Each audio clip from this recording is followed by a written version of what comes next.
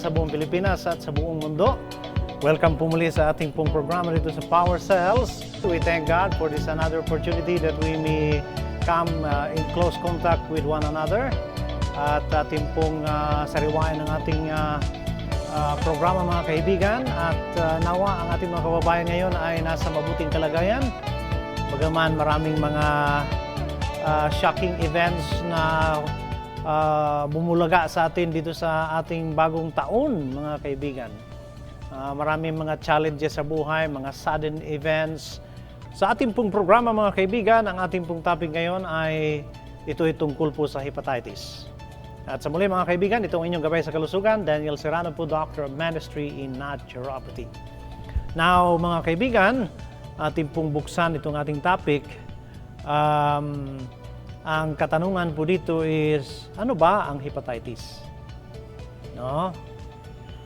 Marami pong mga may suliranin sa ating pong topic na ito mga kaibigan.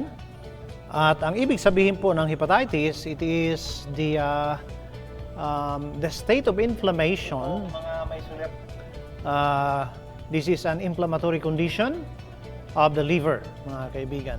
So nagkakaroon ng pamamaga or inflammation sa atay. At ito ay pangkaraniwan na sanhi ng viral infection. So virus po ang pangkaraniwan na cause ng hepatitis. Okay? At usually po, andyan yung hepatitis A. Ang hepatitis A ay mayroon na rin vaccine ngayon, pero ayon sa maraming pag-aaral, ang hepatitis A will just pass away naturally. Okay? So, not necessary na magkaroon ng vaccine for it because it will just pass away. Mga contamination niya sa tubig, sa sari-saring mga factors mga kaibigan. Now, ang pinaka-medyo seryoso ay yung hepatitis B and C. Yan mga kaibigan. Now, other possible cause of hepatitis ay autoimmune hepatitis. So, marami pong mga factor dito ang pinaka-sanhi ng hepatitis. Mayroon din pong autoimmune hepatitis. Meaning, yung ating liver mismo, your body is making antibodies against your liver tissue. So, autoimmune hepatitis ang tawag nun, mga kaibigan. So, that is another problem, no? Other causes, yung secondary result of medications. So, kahit na mga official yan, drug prescribed medication, that can also induce hepatitis. Kaya mayroon kasing yan, tinatawag na medications of drugs, may mga toxins yan, at saka mayroon pa yung pag-inom ng alak, mga kaibigan.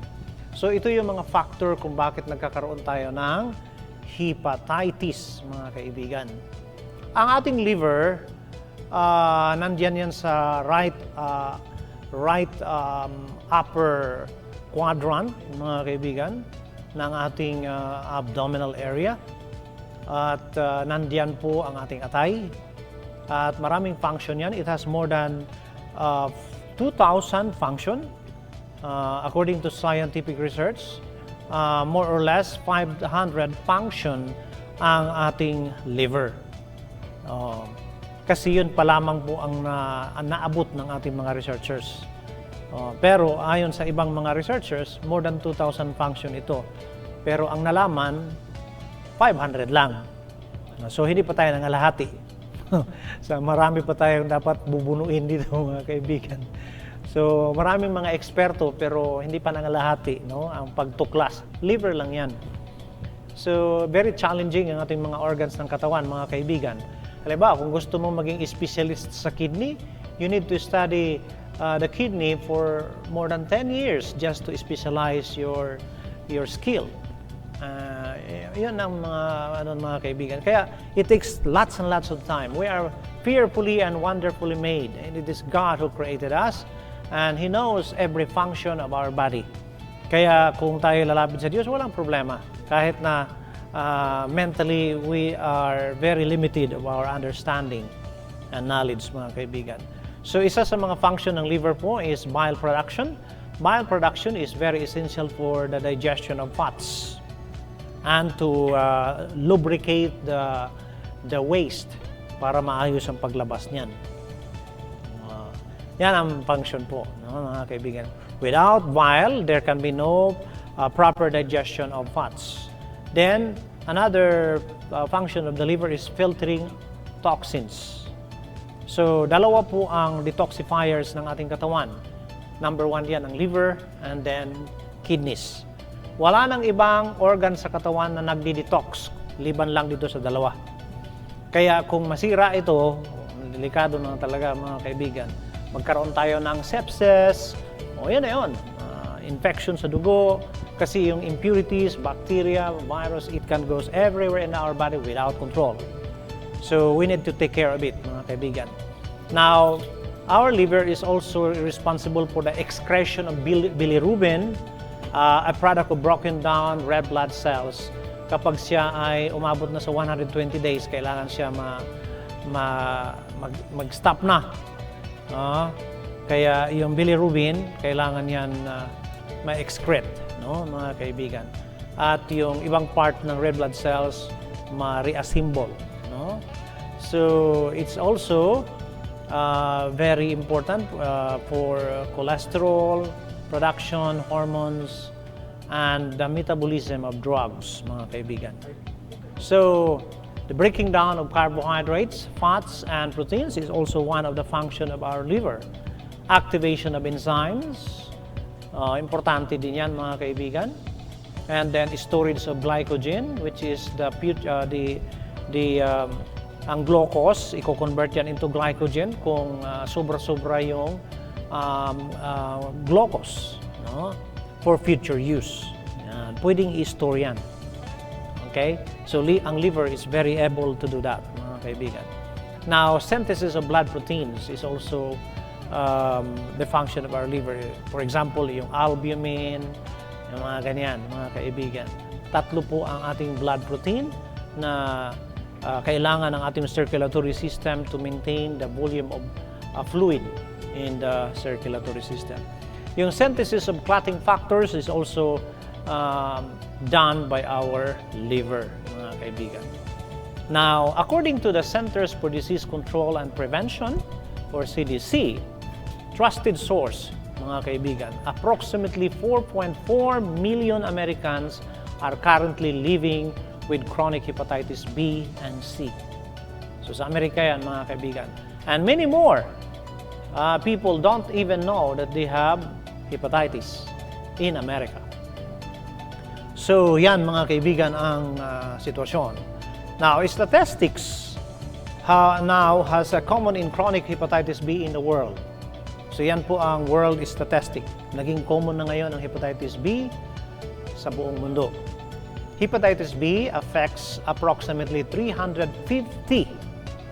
million people worldwide and contributes to an estimated 780,000 deaths each year. Ayan, mga kaibigan, 780,000. Dito lamang po yan sa hepatitis B, mga kaibigan. So, madami. Madami. Sa Philippines, mga kaibigan, paano naging common itong hepatitis B? Hepatitis B is a major public health problem in the Philippines. 7.3 million adults Filipinos, that is 16.7% of the adults population, are chronically infected, making our country hyper-endemic for hepatitis B. Napakadami, isipin po yung 7.3.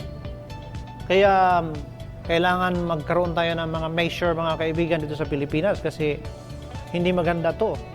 7.3 million sa mga Pilipino ay mayroon pong hepatitis B. Okay? This rate is extremely high compared to other countries and is more than double the 8% average prevalence of hepatitis B virus infection in the Western Pacific region. A 2003 survey showed the prevalence of hepatitis B to be highest in the 20 to 49-year age group.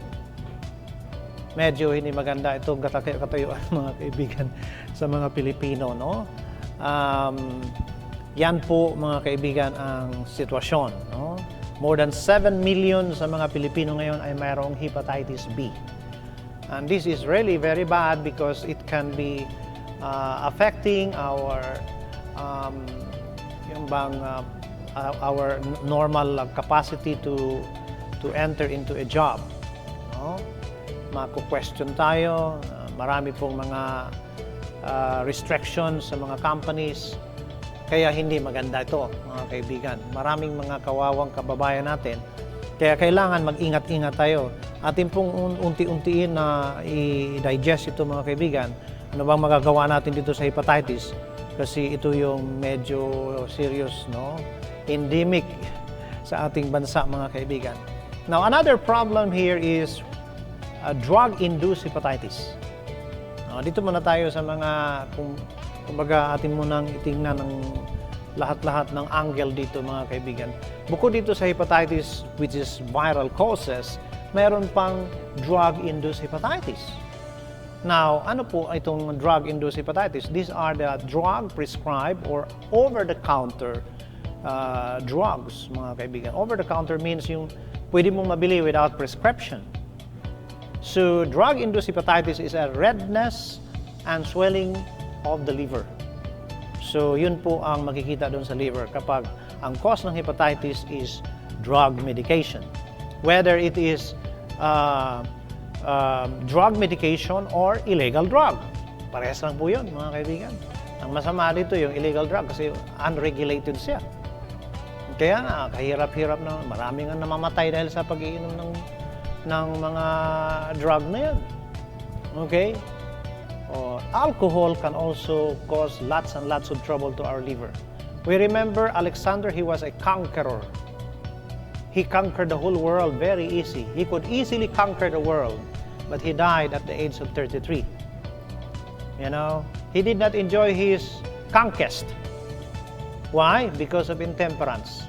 He was drinking and drinking and drinking until he ended his life. Hindi deserving yung kamatayan. Isipin mo, 33 years old. At the peak of his success in conquering the world, sayang ang buhay, mga kapatid, mga kaibigan. So, this is very bad, no? Kaya alcohol is not good. Mga kababayan, ingat-ingat tayo sa alcohol. Marami man, hindi kasi nagkakasakit eh. Saka na lang kasi tayo titigil kapag meron na. Hindi man maganda yan. Kapag nakita natin sa pag-aaral na talagang bad yan sa liver, huwag na nating abusuhin kasi wala tayong reserve na mabuti yung gulong ng sasakyan, may reserve. Ayong atay, wala. Naku, mga kaibigan naman, huwag naman tayong ganyan. Sabi nga ng iba, huwag ganyan. Walang ganyanan. Kaya mga kaibigan, ha? Okay lang sana kung may reserve. Naku, mga kaibigan. Now here, the liver helps to break down certain medicines in your blood. If there is too much medicine in your blood for your liver to break down, ano mangyari? Your liver can become badly damaged. But why? Because drug is a drug. It's not categorized as food. So therefore, this has lots and lots of toxic substances. Toxic means poison. Kaya wala tayong magawa niyan. Kaya nga, sabi ni Hippocrates, your food is your medicine. Maganda yun kasi wala naman yung toxicity doon kasi pagkain nga yan eh. Di ba? Pero itong drug is not food, kaya very highly toxic, mga kaibigan. This can lead to drug-induced hepatitis. Okay? Yan ang point, mga kaibigan. In most cases, in most cases, you may be taking a medicine for several months before it reaches a toxic level and affects your liver. Yan po, mga kaibigan. But the disease can also happen if you take too much of some medicine. Ang binigyan ditong diin ng mga eksperto, mga kaibigan, medicines that contains acetaminophen. These are noted by the FDA na dangerous, mga kaibigan. At ayan mga kaibigan, at atay dadako na po mga kaibigan dito sa Power Cell. Ano may tutulong ng Power Cell po lalo na sa ating atay na naghihikaos, hirap na hirap. Kawawa ito atay natin ba? O, di ba? Titingin mo niya sa atin, di ba? Titingin yung atay sa atin. Nakakatulong ba itong may-ari sa katawang ito? Pag nakita niya na wala talaga tayong ginawang anumang kabutihan para sa kanya, hindi kaya maging masaya yung atay. Yan ang masama mga kaibigan ba? Sabi pa ng mga eksperto, ang ating atay, napaka-resilient niya. Halimbawa, may damage siya na 50%, wala kang maramdaman, di yan magreklamo na may problema siya. Gagawin niya ang kanyang trabaho, wala siyang reklamo, para siyang si Jesus ba, na sige tayong gawa ng pagkakasala, pagkatapos siya naman ang nananagot sa lahat ng kasalanan natin. Di ba? Doon sa cross, alam natin yon. Then, wala siyang reklamo. Binubuhat niya lahat ng ating mga kasalanan. Naghirap siya sa ating mga kasalanan. Wala siyang reklamo. Hindi siya nagagalit sa atin. Ikaw, dahil sa iyo, naghirap ako. Hindi po. Kung lalapit tayo sa Kanya, magsisi, tanggapin niya tayo na may pagmamahal. Ganyan ang nature ng ating liver, mga kaibigan. Kaya napakaganda ang liver natin. Ayon sa mga eksperto, kapag nas-damage yung liver 60%, still, wala tayong maramdaman. Asymptomatic siya. Wala siyang reklamo, parang walang nangyari. 70%, wala pa rin. Pero medyo critical na yon, mga kaibigan. Dapat malaman natin itong nature ng ating atay ba para ma-care natin, di ba? Now, ayon sa mga eksperto, pag umabot na po ng 80% na na-damage na yung atay natin dahil sa ating bisyo, marami tayong bisyo, sige inom kape, sige sigarilyo, sige inom ng alak, kahit sinabi ng awit sa langit walang beer, sige pa rin inom ng beer, di ba? Pangalanan pa yung beer na santo, di ba? San Miguel. Sana kung totoong santo yan, hindi masira yung liver natin. Sira talaga eh. Kaya mga kaibigan, mahirap to. Now, pag umabot na po sa 80% na nasira ang liver, yun na po. Doon na mag-appear yung symptoms. Ano po yung mga mag-appear na symptoms? Pwedeng manilaw na po yung sclera ng mata natin. Yung skin natin, mag-yellowish na yan. Ibig sabihin, may complaint na yung liver. Minsan, nangangati ang katawan. It is the symptoms that the liver is in trouble. Normal lang na mayroong makati, di ba? Pero mayroong unusual na pangangati na may ibig sabihin. Okay, mga kaibigan? So, ganyan. No? Kaya ano ang ibig sabihin dito? Advice natin sa ating mga kababayan, huwag hintayin na magkasakit tayo bago titigil uminom ng alak. Wala pa ako halos nakita ba, mayroon man mga tao no, na natigil sa bisyo kahit wala mang sakit, pero mabibilang mo lang sa daliri. Karamihan talaga, hintayin mo na bago magkasakit, bago na lang magtigil. Pero yun na yung hindi maganda. Di ba? Hindi mo na maiwasan yan kasi nandun na eh. Kahit na aakyat ka sa Mount Apo ba, mataas mo na yung Mount Apo, aakyat ka doon, sobrang hilayo kaya yan. Pagod ka, sobrang taas yun. Pagdating mo doon, magpagulong ka hanggang sa baba.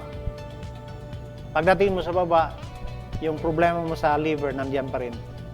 Hindi na yan mawala. Bakit po? Sabi ni, mga researcher ito mga kaibigan, once na nasira ang atay, lalo na sa alak, irreparable yan. Ano ibig sabihin? Hindi na ma-repair. Yun yung bad word na, for me, it's bad word. Bakit po? Pero hindi yung kasinungalingan, totoo po talaga yan. Hindi na ma-repair. Ang pag-asa na lang ng tao, yung mga tissue sa liver na hindi pa na-damage. O yan lang po. Ano lang ang solution kung talagang hindi na yan gagana? Liver transplant.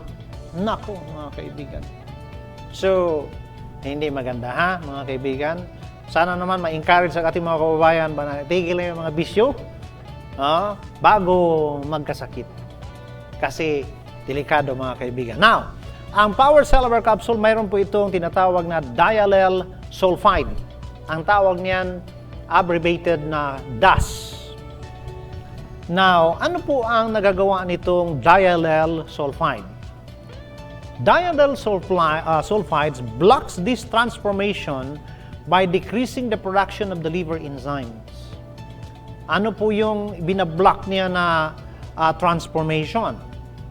Ito yung tinatawag na PHIP. Ano po yan? Ita-transform niya itong PHIP into carcinogens. Kaya magkaroon ka ng liver cancer. Mga kaibigan, ang nagagawa po nitong diallyl sulfide, this will prevent the transformation of PHIP. Mga kaibigan. So, napakaganda, no? Itong function ng diallyl disulfide, mga kaibigan. Itong mekanismong ito, mga kaibigan, yung PHIP, this stands for 2-amino 1-methyl DAS6. Yan. Now, ano po ang nagagawa nito? This, kapag nag-transform po itong into a highly carcinogenic substance, mga kaibigan, ito rin ay may connection sa increased incidence of breast cancer.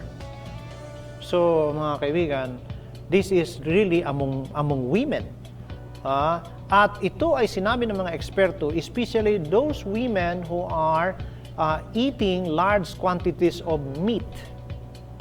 Ay, mga kaibigan. Yan ang nakita sa mga research. Kaya itong DAS, ano yung DAS, mga kaibigan? Diallyl sulfide. This is very effective to block the transformation of PHIP, which is highly carcinogenic, mga kaibigan. So, PHIP is also considered to be DNA damaging compounds. So therefore, this is not good. Okay, mga kaibigan? At yan po ang magagawa ng ating power cells. This will also prevent hepatitis because this is anti-inflammatory. No, nandiyan po ang tulong ng Diyos. No, kaya atin pong itigil na ang mga bisyo at matuwa ang Diyos kasi yung tulong na ibigay niya sa atin ay maging epektibo para tayo makarecover agad. Ayan mga kaibigan. Yan po ang Power Cells Herbal Capsule, mga kaibigan. At ang ating pong Power Cell Herbal Capsule, ating pong ma-avail yan sa ating mga outlets tulad ng South Star Drugs, Mercury Drugs, Ross Pharmacy, Watson Pharmacy, The Generic Pharmacy, Brigada Pharmacy, at sa lahat ng ating Brigada Health and Wellness Centers nationwide, mga kaibigan. So mga kaibigan, like and follow us on our Facebook page na Power Cells. At mag-subscribe po tayo sa ating pong YouTube channel na Tanong Mo, Sagot ni Doc. At mga kaibigan, ito po muli ang inyong gabay sa kalusugan. Daniel Serrano po, magsasabi sa inyo, eat your food as your medicines. Otherwise, you will be eating your medicines as your food. May the Lord give us wise decision to make us healthy. This is all for now, mga kaibigan. May God bless us all.